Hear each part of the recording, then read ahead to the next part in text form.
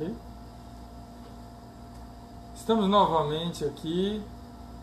Sexta passada estivemos entrevistando a professora Cornélia Pongratz Rossi, que falou um pouco sobre a experiência somática e o trabalho com o trauma.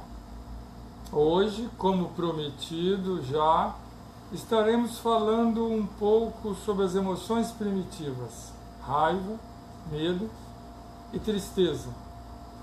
Lembrando que no dia 2 de dezembro teremos um evento, um workshop sobre esse assunto no Espaço Renascença Bem Viver, no Jardim Camburi, que a turma já está confirmada, já temos várias inscrições feitas, mais da metade da turma já confirmou a presença.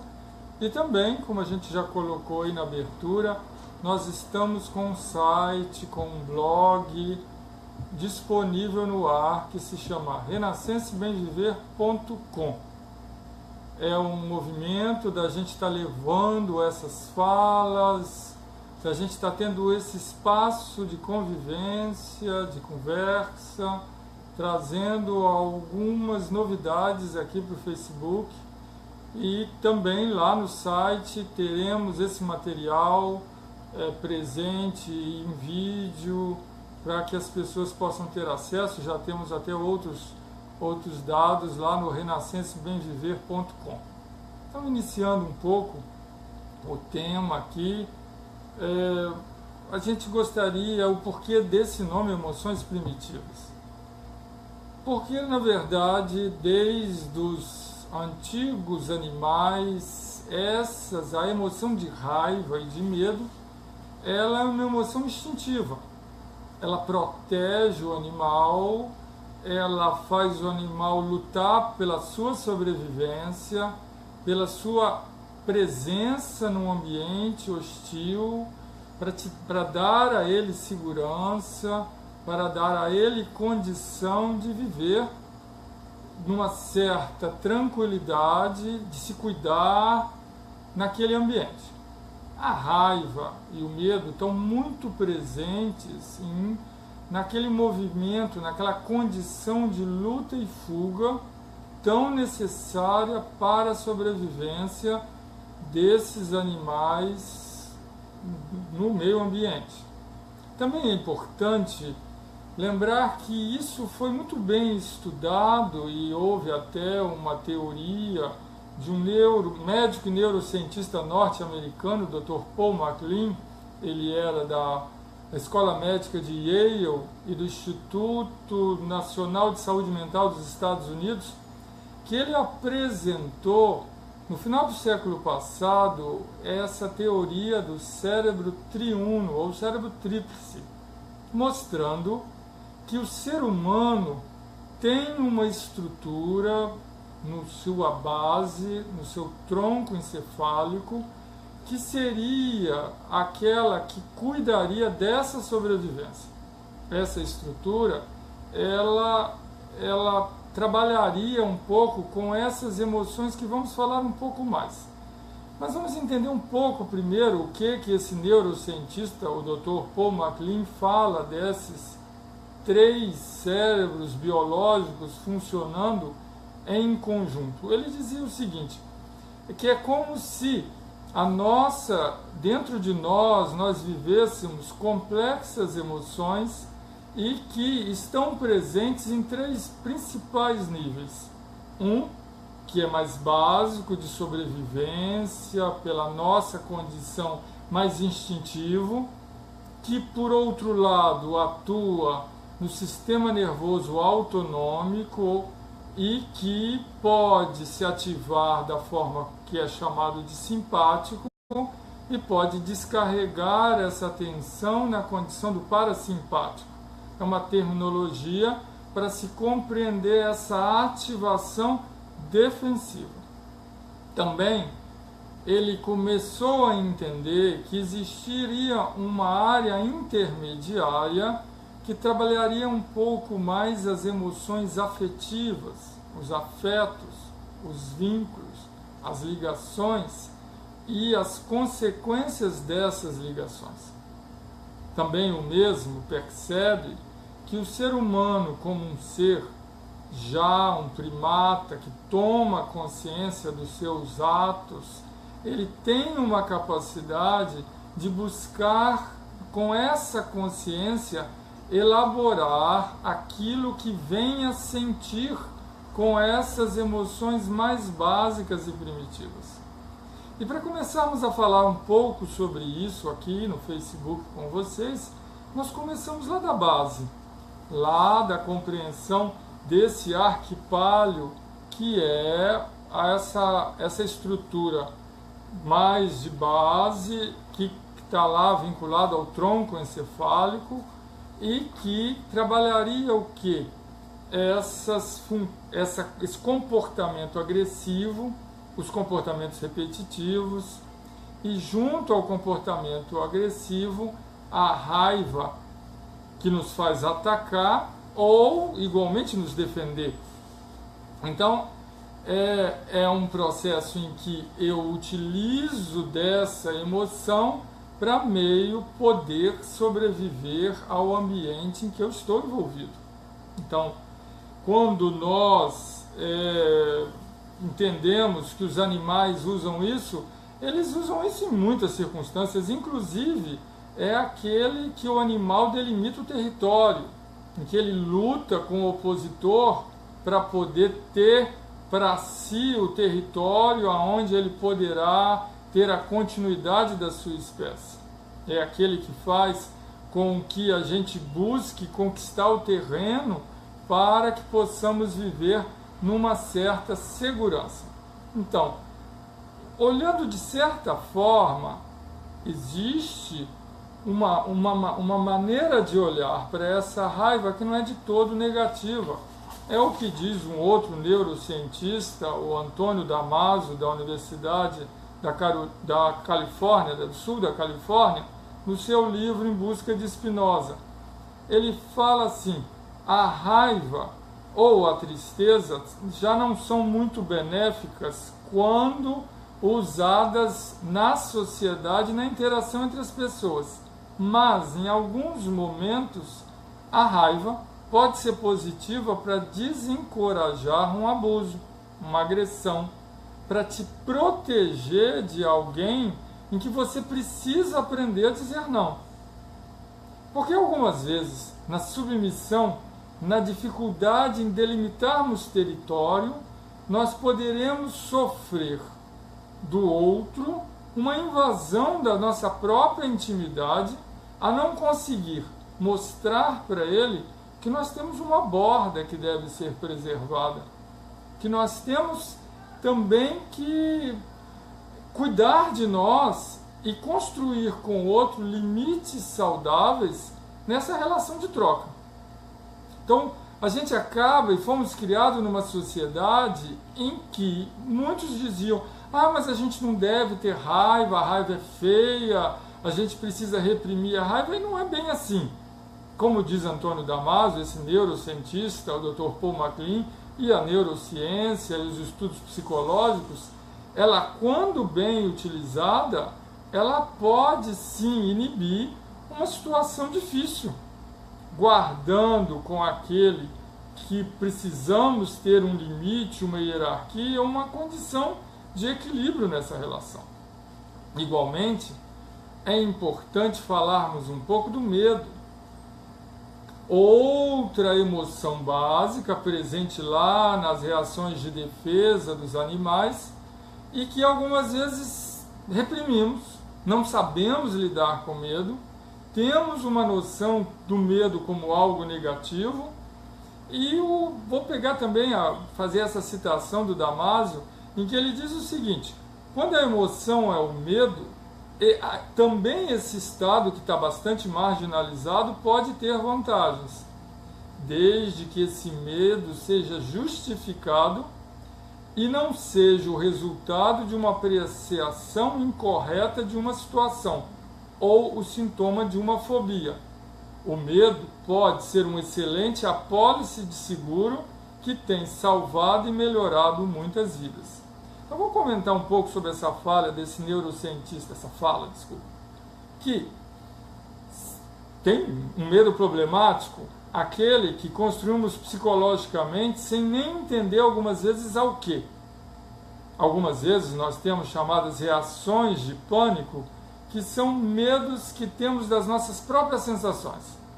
São medos de algo que sentimos, que sequer reconhecemos origem, ou medos de estruturas que nós construímos na nossa imaginação, que na verdade acabam não sendo protetivos, mas impeditivos de uma vida de relação em equilíbrio.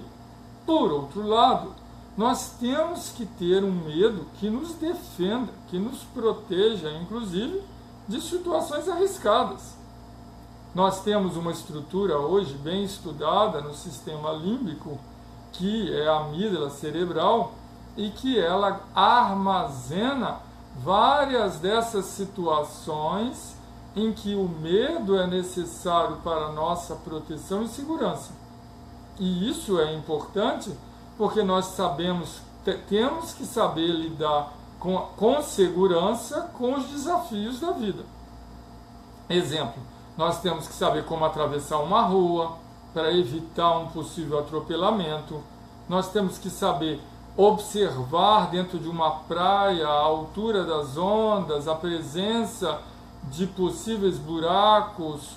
Nós temos que, entrando em determinada região, perceber uma real existência de perigo nesse mundo tão violento que vivemos e ter cuidados reais que nos protejam a inúmeros perigos que vivemos junto ao ambiente em que estamos inseridos. Este medo é protetivo. Podemos sentir igualmente esse sistema nervoso autonômico em ação, podemos estar sentindo algumas sensações no corpo, do coração, nós podemos o batimento cardíaco acelerado, uma respiração mais forte, alguns podem sentir o corpo preparado para uma condição de luta, de defesa, mas isso não, quando nós entendemos que aquela situação não é necessário lutar, não é necessário fugir, nós conseguimos naturalmente descarregar como faz os animais. O problema de algumas vezes que nós humanos, desculpe, tivemos um problema aí, que teve uma pausa na transmissão, estamos retornando. Então, compreendendo aí que essas emoções precisam então serem compreendidas e não reprimidas. Vai ficando claro que tem um lado da raiva que é protetiva, que é necessária, que nos dá força para uma necessária luta, para dizer um não a uma situação opressora, para delimitar território como faz o animal.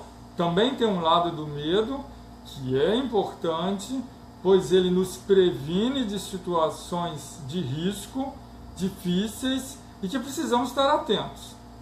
Temos igualmente sensações que estão acontecendo tanto no preparo para a luta, quanto na condição do medo, no nosso corpo, através de um sistema que faz essa condução do sistema nervoso autonômico nessa proteção de sobrevivência. Falando também um pouquinho e rapidamente sobre a tristeza, a tristeza também é necessária. Ela já vem um pouco mais ligada aos vínculos, já lá nas estruturas de vínculos secundárias dos mamíferos primitivos, que já começaram a aprender a lidar com o seu semelhante. Então ele já cuida de sua cria, ele já protege o seu filhote, ele já procura uma parceira, ele já também, por outro lado, tem vínculos que podem ser sentidos em outros níveis em nós. Inclusive vamos ter aqui outros momentos em que estaremos falando aqui no Facebook mais sobre essas relações de vínculos, que também são muito importantes de serem melhor estudadas. Hoje vamos falar apenas um pouquinho de uma delas, que é a tristeza, mas que não vem só de um rompimento do vínculo. Muitos de nós sofrem também os pesares que pode vir de um rompimento por uma partida momentânea, uma partida longa, ou mesmo uma perda pelo falecimento, que nós chamaríamos de um luto passageiro ou um luto que se estenda, que são essas condições de perda. Mas a tristeza não é só isso. A tristeza também pode ter um lado positivo, e é isso um pouco esse objetivo que nós estamos trazendo essa fala, essa conversa com vocês hoje. Por quê? Porque a tristeza é um bom sinal de que nós precisamos mudar. Algumas vezes, sem a tristeza, a gente acaba se acomodando numa situação que nós precisaríamos buscar uma solução. Então, a tristeza é um bom sinal de que nós precisamos o quê? Encontrar novas formas, novas maneiras, através do nosso processo consciente, de reatar um vínculo, melhorar uma ligação, lidar melhor com determinada situação que estejamos vivendo.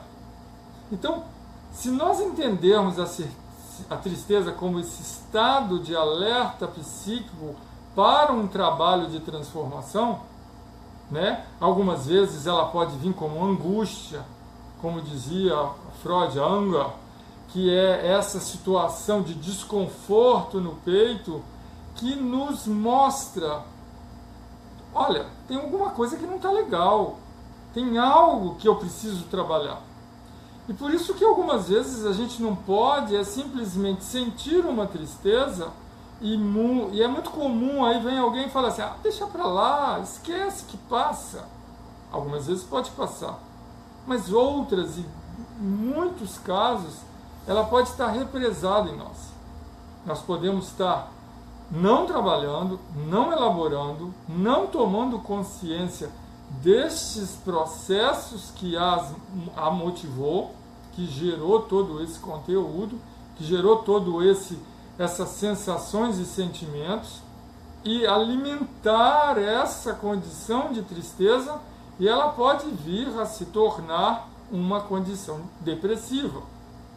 Aproveitando que a gente falou um pouco da tristeza chegando à depressão, o medo pode chegar à reação de pânico, e a raiva pode chegar a descargas de ódio, pode chegar a relações de violência entre as pessoas que muitas vezes cega, e a pessoa pode acabar parecendo um verdadeiro animal.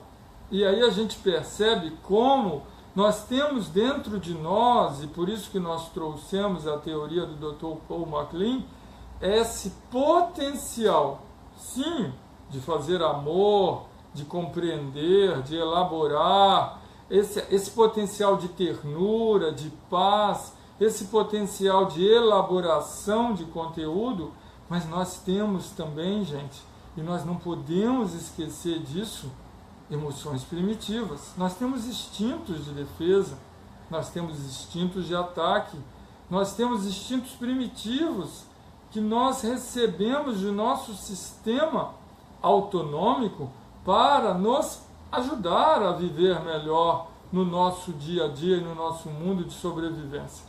Nós é que precisamos aprender a lidar melhor com toda essa gama de emoções naturais e que necessitam ser observadas, identificadas, observadas, compreendidas, aceitas para uma necessária transformação e equilíbrio. Algumas vezes, quando isso não é feito, é que nós podemos exagerar estes conteúdos, estas emoções, e elas, ao invés de terem uma ação positiva, elas acabam tendo um prejuízo. E um prejuízo que, com o tempo, podem começar a se transformar em síndromes, podem começar a se transformar em doenças, que inicialmente podem ser psicológicas, mas podem chegar a doenças físicas. Nós estamos vendo ainda um sistema de saúde que se desenvolveu em tanta aparelhagem, nós temos hoje uma capacidade de diagnóstico incrível, nós temos uma gama de medicamentos nunca imaginada, mas encontramos um sistema totalmente superlotado, com gastos excessivos e abusivos. Isso nos mostra que precisamos acordar para essa realidade. Nós ainda vivemos, infelizmente, uma situação de violência doméstica, familiar e social absurda, e que não tem diminuído com o tempo. Nós, igualmente, estamos vendo o que? O aumento da depressão e dos transtornos de ansiedade em todo o mundo, e também o aumento das taxas de forma alarmante de suicídio. Então, com tudo isso, é importante que tenhamos que refletir mais sobre essas emoções e não simplesmente negá-las. Aceitar que todos nós, sim, precisamos aprender a lidar com a raiva e não negá-la. Nós vamos sentir raiva. Como a gente gosta de dizer, ela faz parte da vida de todos, e por mais iluminado que seja um ser, a iluminação é a iluminação dessa emoção, é saber utilizar dessa energia. Nós trouxemos até um texto aqui de Mohandas Gandhi, conhecido como Mahatma por sua iluminação, que ele dizia o seguinte: aprendi, através da experiência amarga, a suprema lição. Controlar minha ira e transformá-la como o calor que é convertido em energia. Nossa ira controlada pode ser convertida como uma força capaz de mover o mundo. Que fantástica, né? Gandhi, como sempre, ele sabia colocar as palavras muito bem e nos fazer refletir. Então, se nós soubermos usar esse potencial, ao invés de negar, mas usar produtivamente essa energia, nós podemos usar para fazer o bem, para mudar o mundo. É necessário a nossa energia para movimentar muito no mundo. Então, vamos usar essa energia. Vamos usar o medo igualmente para nos proteger.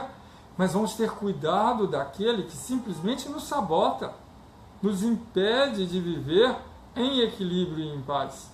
Vamos entender que a tristeza é um sinal de alerta importantíssimo para que a gente procure ajuda. Se eu não estou bem, procure a ajuda de alguém que possa estar com você, de alguém que possa estar te atendendo, ou conversando com você, ou te dando apoio, ou te dando suporte nesse momento difícil. Mas entenda que é o seu corpo dizendo: acorda, eu preciso de ajuda, eu preciso que você olhe melhor para mim. É a sua mente em condição, claro, de desequilíbrio e necessitando que você se cuide melhor.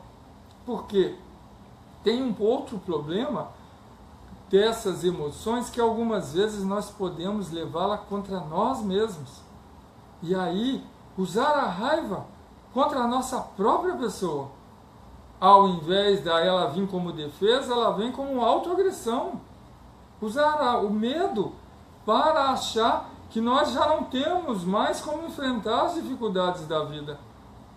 E viver na vitimização, na tristeza permanente, por não ter uma vida na facilidade que gostaríamos.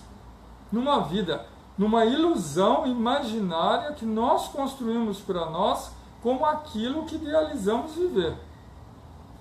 Nessa forma, ao invés de nós estarmos usando essas emoções para que possamos viver mais inteiros no mundo, mais integrados, produzindo, como disse Gandhi, essa energia para mudar o mundo, que de certa forma eu divido com vocês, é o que me traz aqui nessa noite, para essa conversa, para esse estímulo de mudança, para essa ideia de construir renascensebemviver.com e esse movimento de trazer as emoções em nova ótica, para que a gente possa juntos nos sensibilizar que é possível mudar, que a situação pode parecer difícil, mas se nós juntarmos a energia, a nossa força, a nossa energia, nós sim podemos mudar o mundo. Sozinhos não, mas unidos, unindo a nossa força, fica ainda mais fácil que a gente possa unir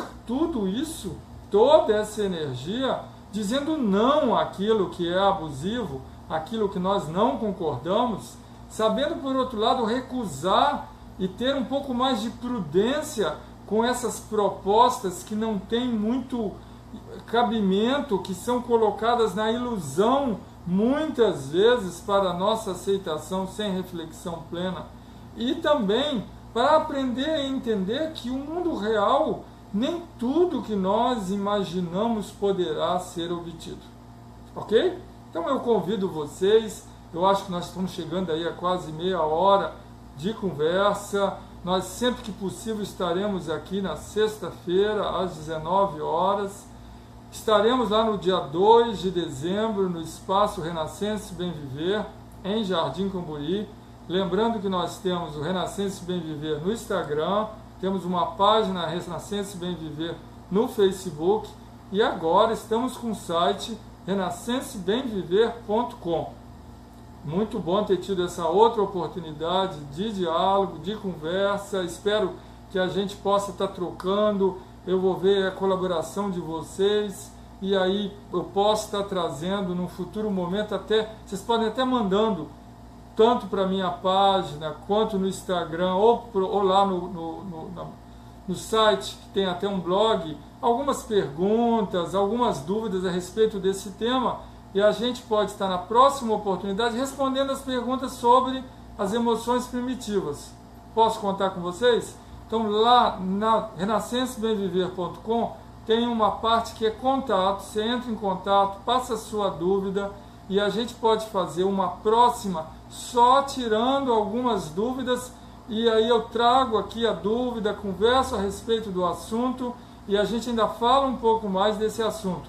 Mas eu já prometo que para janeiro nós estaremos trazendo algo mais de afeto, de emoções afetivas, de amor, de paixão, e nós vamos estar trazendo outros assuntos que vocês forem solicitando pelas redes e a gente vai estar trazendo aqui para o live do Facebook, ok? Muito obrigado por esse momento que estivemos juntos.